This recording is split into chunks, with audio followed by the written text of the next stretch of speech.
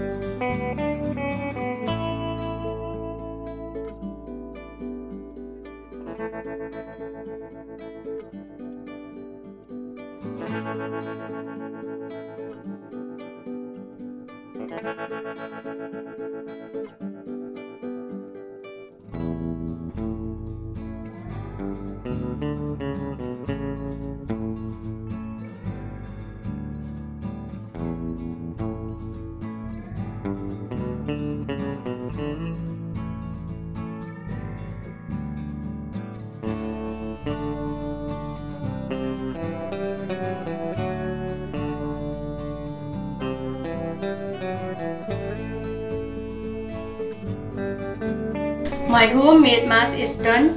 Thank you for watching my video.